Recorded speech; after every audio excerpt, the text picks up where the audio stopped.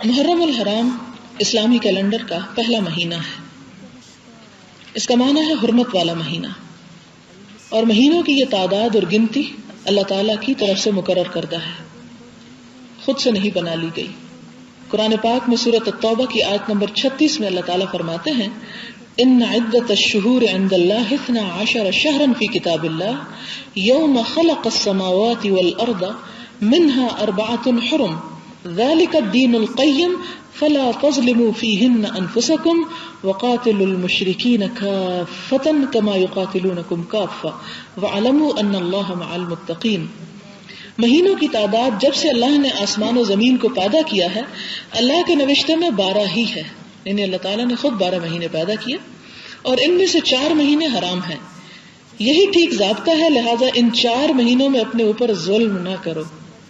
4 مہینے، 3 تو حج کے